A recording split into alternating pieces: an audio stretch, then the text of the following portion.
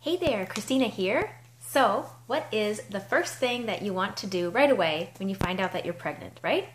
So it might be, of course, sharing the news, maybe buying a special little outfit or toy or something like that. But the first big thing that most moms want to do is start setting up the nursery. Of course, this might be something that you don't mind waiting until the second or third trimester to do, and that is totally fine too.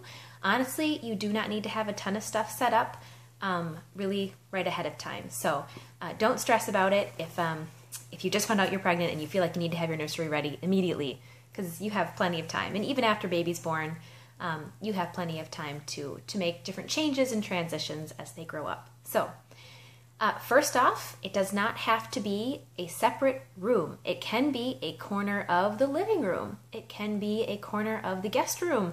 Heck, it can be a corner of your bedroom.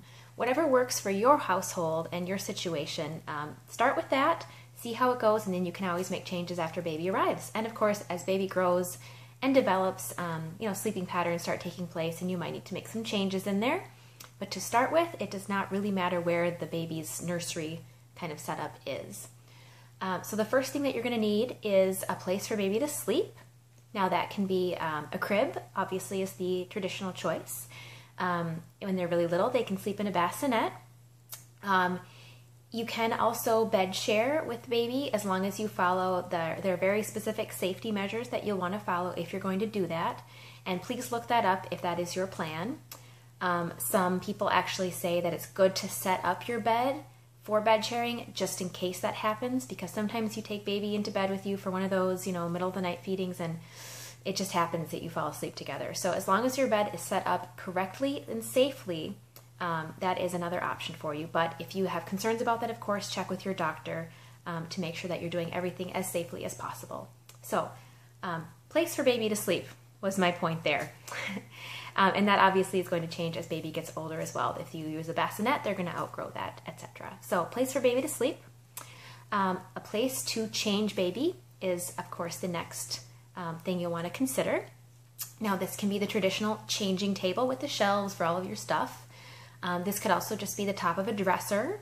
And this doesn't actually have to be one specific place. Some people actually like to have diaper changing stations in a couple different rooms in their house. And people who do that like to have kind of a little caddy that they have all of their stuff in, so that if they do need to move it really quickly out of the way or from room to room, that's all set. So obviously diapers, wipes, a changing pad if you don't have a permanent one wherever you're doing changing, and a place to dispose of diapers afterwards is really all you need. Some diaper cream, every once in a while you might need that too.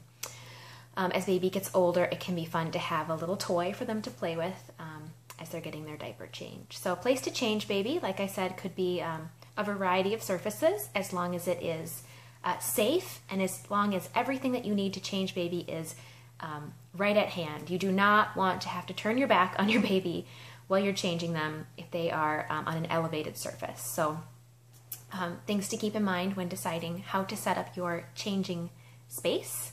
Another thing to consider in setting up your baby room is where you're going to store all of clothing and toys and that kind of thing.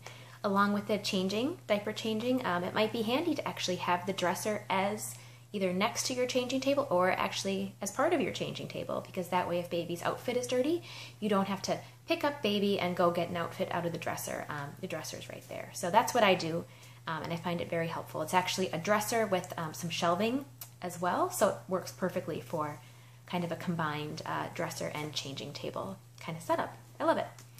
So storing baby's clothing, as your baby gets older, you'll need a place to store their toys. That can be anything. It can be a bin, a box, it can be something fancy, it can be, a cabinet, whatever. But babies eventually are going to start playing with toys, and you'll need a place to keep all of that. So bear that in mind. Some kind of tricks that I have found with setting up the baby room are, those mobiles that come with a lot of bedding sets. So we tried it in the crib, but for us at least, it was kind of distracting for our baby. So we found it actually much more helpful to set up over the changing table. It gave her something fun to look at, and it was musical and it rotated. So it was very, very, very distracting while we were changing her diaper. She ended up just loving diaper changes because she looked forward to, that was the only time she got to see and interact with that mobile. And then she kind of started chatting with it as she got older. It does hang kind of low for a changing table. Usually if it's in a crib, it's going to be high enough where baby can't grab it. But with a changing table, once they start really grabbing things, you'll want to watch those little hands because they'll probably be able to reach it a lot more easily on the changing table. So you can either move it when they get older and switch to something else. Maybe it's just a toy you hand them. Sometimes we use Sophie. Or if you are super creative, maybe you can figure out a way to elevate it, build something on the wall or behind the changing table that you can elevate the mobile. So that's kind of fun. As far as the crib goes, those bedding sets that you spend a lot of money on and are really, really pretty, usually most of the stuff in there doesn't end up being as helpful.